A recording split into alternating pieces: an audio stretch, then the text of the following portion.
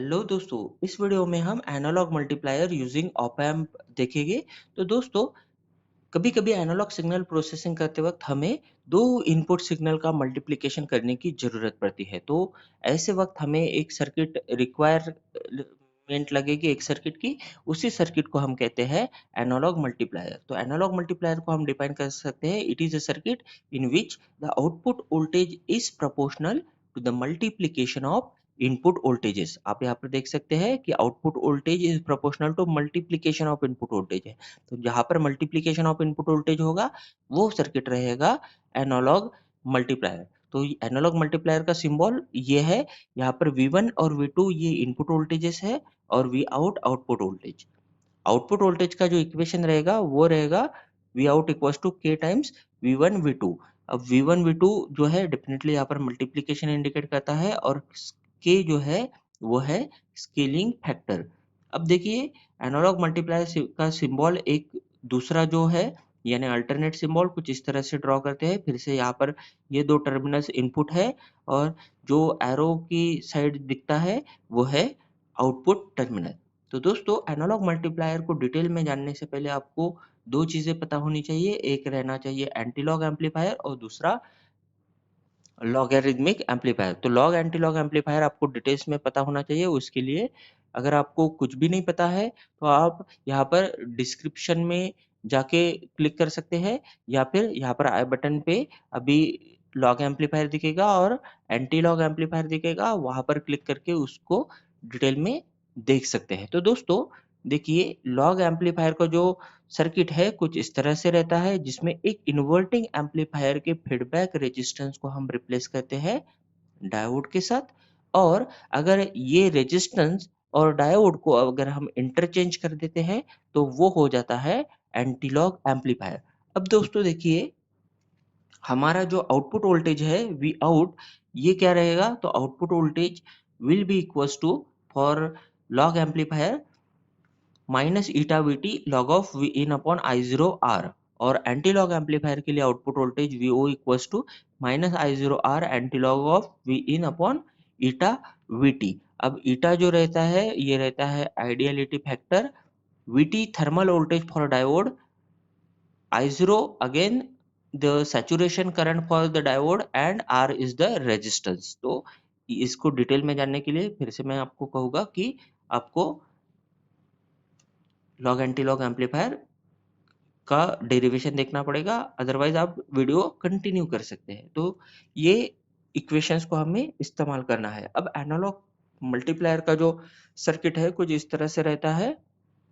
ये एक log amplifier है, ये भी लॉग एम्पलीफायर है जिसको हमने V1 और V2 इनपुट दिया है और दोनों का जो आउटपुट है थ्रू रेजिस्टेंस हमने कनेक्ट कर दिया है समिंग एम्पलीफायर को। अब देखिए, ये रेजिस्टेंस और ये रेजिस्टेंस सेम है और ये रेजिस्टेंस भी यहाँ पर सेम है। इसका मतलब है ये जो इन्वर्टिंग समिंग एम्पलीफायर है यानी एडर सर्किट, इसका गेन 1 है। और यहाँ पर देखिए, ये डायोड और रेजिस्टेंस की पोजीशन इंटरचेंज हो गई है, तो ये हो गया एक एंटीलॉग एम्पलीफायर। अगर आपको ये सर्किट कॉम्प्लेक्स लग रहा है तो कोई बात नहीं है, ये बहुत इजी है रिमेंबर करने के लिए।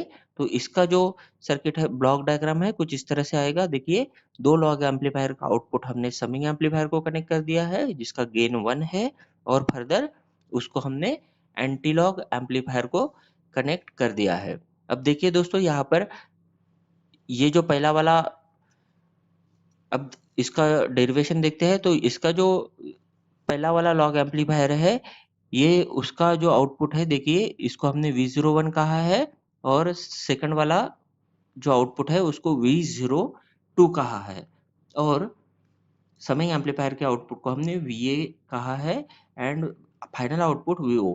हमें ये VO कैलकुलेट करने के लिए V01, V02 और VA पता होना चाहिए। अब V01 पता होना चाहिए तो उसके लिए हम equation of the log amplifier इस्तेमाल करेंगे। वो जो है यहाँ पर देखिए, eta V T log of V in upon I zero R. तो हमें क्या करना है, वी इन की जो वैल्यू है वो पुट करनी है। अब पहले लॉग एम्पलीफायर में अगर हम V01 यानी पहले लॉग एम्पलीफायर का आउटपुट कैलकुलेट करते हैं तो यहाँ पर इनपुट है V1, तो जस्ट क्या होगा, इस वी इन को हम रिप्लेस कर देंगे V1 के साथ, तो V01 का इक्वेशन हो जाता है minus eta V T log of V1 upon I0R। और V02 का इक्वेशन क्या आएगा, यहाँ पर सिर्फ V2 का चेंज होगा, तो ये देखिए यहाँ पर V2 हो जाता है। अब VA कैलकुलेट करना है, जो कि समिंग एम्पलीफायर का आउटपुट है, यानी एडर सर्किट का आउटपुट।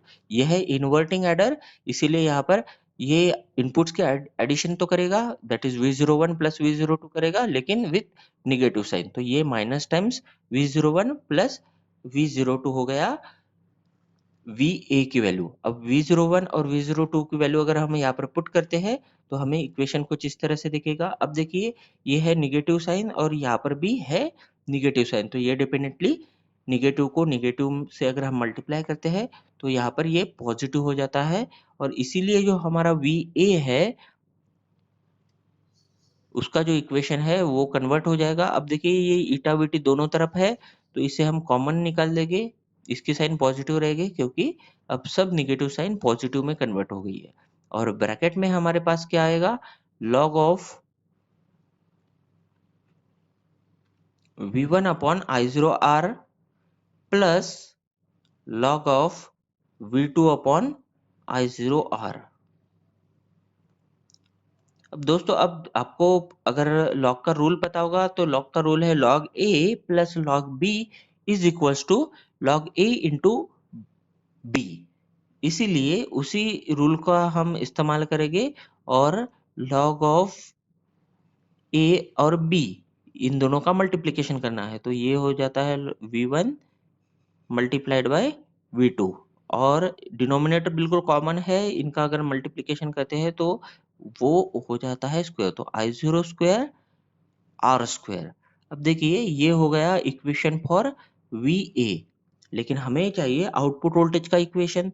अब आउटपुट वोल्टेज का जो इक्वेशन है, इसे हम कहेंगे VO, and it is given by, इसका फॉर्मूला क्या है, माइनस I0R। इसके लिए आपको डेफिनेटली जो प्रीवियस इक्वेशन है वो देखना पड़ेगा। ये है minus I0R into anti log of V in upon eta V T. अब वी इन की जगह पर हमें ये इक्वेशन 1 जो है ये पूरा का पूरा पुट करना पड़ेगा, दैट इज वी ए की वैल्यू।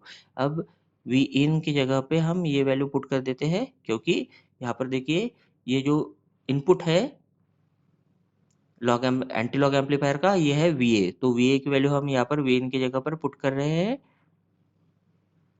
तो ये होता है V1 V2 upon I0 square R square upon eta VT. अब देखिए ये ईटा वीटी और ये ईटा वीटी कैंसिल हो जाता है, और एंटी लॉग लॉग लॉग का अगर हम एंटी लॉग लेते हैं, तो डेफिनेटली ये भी दोनों कैंसिल हो जाएंगे, एंड देयरफॉर हमारा जो इक्वेशन है ये हो जाता है minus I0R multiplied by V1 V2 upon I0 square R square. अब फिर से ये I0R इसके साथ कैंसिल हो जाएगा, ये स्क्वायर वाली टर्म है इसीलिए एक बची रहेगी, तो ये हो जाएगा V1 V2 upon I0 multiplied by R।